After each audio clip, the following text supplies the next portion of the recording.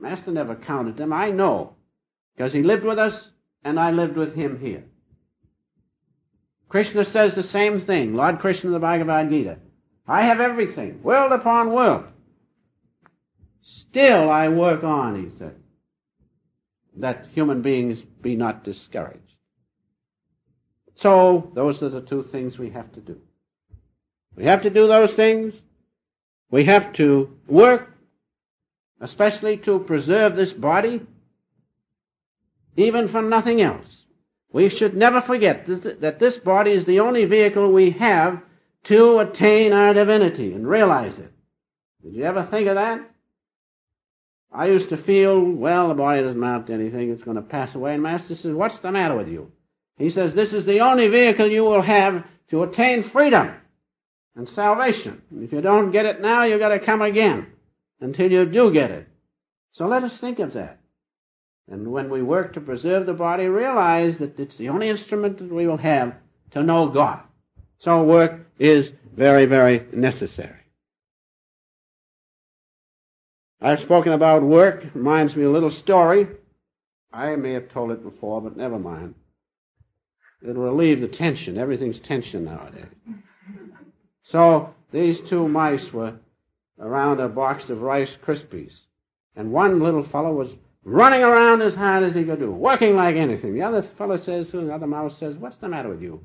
Running around like that, wearing yourself out.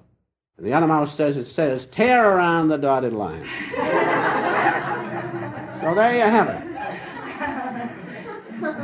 Tear around the dotted line. One of the boys from one of the colleges was telling me also this funny little thing. He says that this other man was always working, snapping his fingers all the time, snapping his fingers, wearing himself out. The fellow says, what's the matter with you? He says, what's the matter with you? You got a psychosis or something? No, he says. Well, he says, why do you do it? He says, it keeps the tigers away. The other fellow says, keeps the tigers away? There are no tigers within 10,000 miles. What's the matter with you? Effective, isn't it?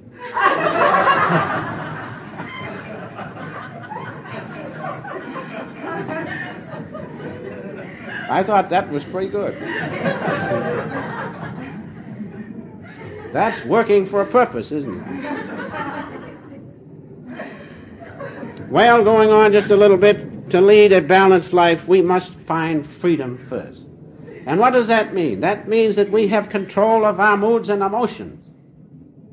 Do you understand that the soul is free? Your soul is free. My soul is free, except when it is influenced by likes and dislikes, then it loses its freedom.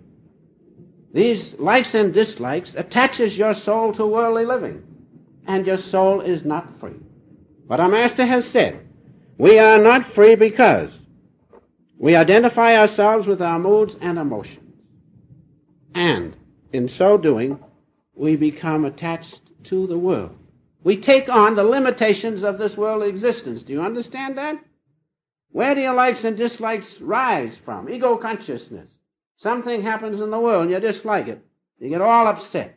You take on the limitations of this worldly existence. Every soul is free.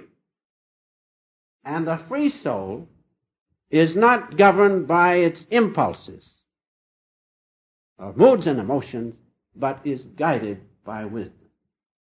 There you have why, to lead a balanced life, it is so necessary to control your likes and dislikes. A very important thing. Also, to lead a balanced life, it is necessary for humbleness and self-control. Master used to tell this story about humbleness and self-control. There was a man in Milwaukee who offered the Master a great sum of money if he would heal him.